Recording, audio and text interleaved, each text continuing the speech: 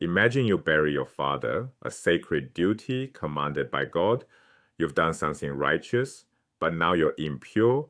You can't enter the temple. Meanwhile, your neighbor commits murder. He's committed a heinous sin, but he can walk right past you into the sanctuary without making anyone else impure. How can burying the dead make you unclean while murder doesn't spread contamination? This paradox reveals something most readers miss. The Bible describes two completely different systems of impurity operating on opposite logics. Here's the key insight. God commands caring for the dead. If touching a corpse were sinful, God would be commanding sin. Well, that's a logical impossibility. This proves ritual impurity and sin are not the same thing. The burial paradox unlocks everything. Impurity can result from righteous acts. We need a completely different framework to understand what's happening. Ritual impurity comes from three main sources: corpses and carcasses, a scale disease called Sara'at, and genital discharges. Notice what these share. Death represents the end of life. Genital discharges relate to procreation, the creation of life. Sara'at, long mistranslated as leprosy, was associated in Israelite thought with decomposition. Numbers describe sufferers as appearing death-like. An aborted fetus is described with this condition. All three sources connect to death and sexuality. These aren't random categories. They represent what is least godlike. The priestly conception held that God is immortal, no death, and asexual, no procreation. Ritual impurity has specific characteristics. It's contagious, spreads by touch or shared space. It's impermanent, removable through washing, time, and ritual. And crucially, it's not sinful. Moral impurity works completely differently. It comes from heinous sins, idolatry, murder, and sexual transgressions. It's not contagious. Touching a murderer doesn't defile you, but it cannot be washed away. No amount of ritual bathing removes it. It requires punishment, death, or atonement. These two systems operate on opposite logics. One spreads physically but washes off. The other doesn't spread physically but can't be washed off. Why does ritual impurity exist at all? The answer lies in a concept called imitatio Dei, imitation of God. To enter God's realm, the sanctuary, you must temporarily separate from what makes you most unlike God. Death and procreation define human existence. They mark the boundaries of mortal life. God exists beyond these boundaries, immortal, asexual, eternal.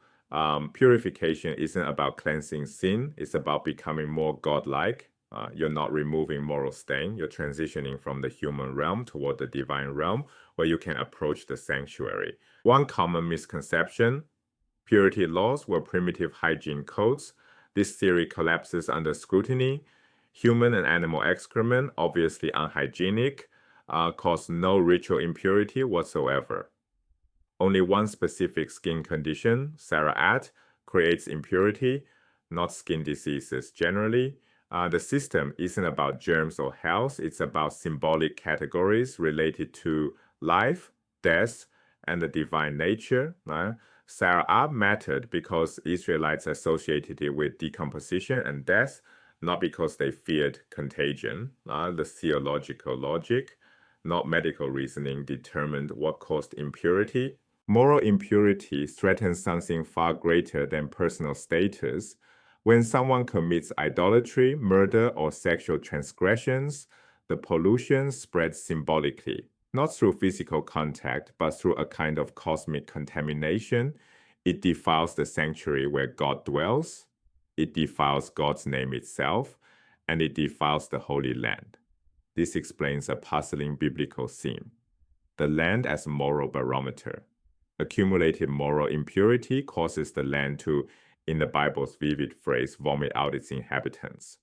This is a metaphor.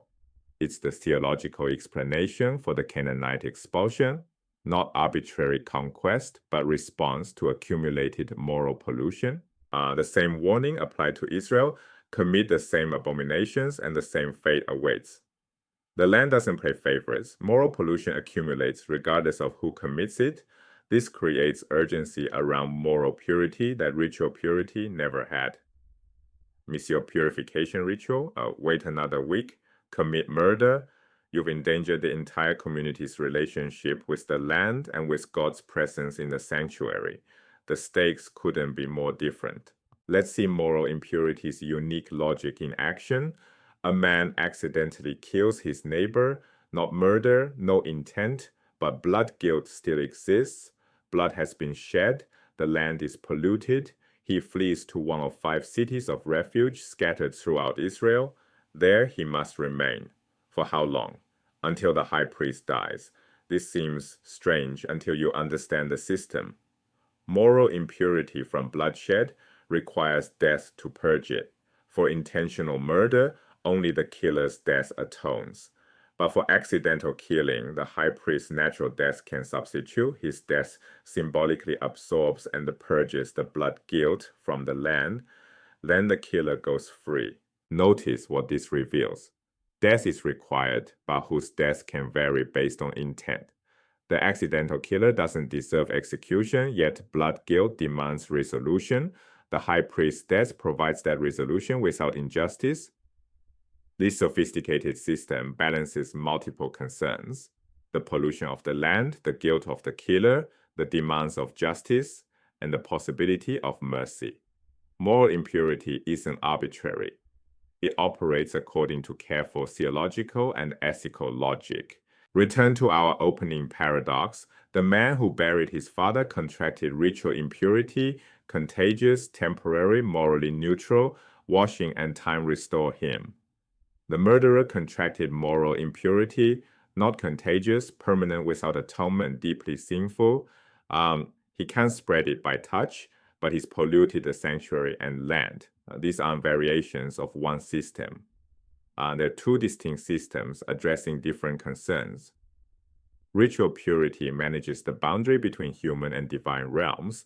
Moral purity maintains the conditions allowing God to dwell among Israel. Biblical purity isn't superstition or primitive hygiene. It's a sophisticated theological framework. Ritual purification enables approaching the divine by imitating God's nature, separating temporarily from death and sexuality. Moral purity protects the cosmic order, the land, the sanctuary, God's presence among the people. Confusing these 2 systems has generated centuries of misunderstanding. Once you see the distinction, the biblical logic becomes clear, coherent, and remarkably thoughtful about what it means to live in relationship with the holy.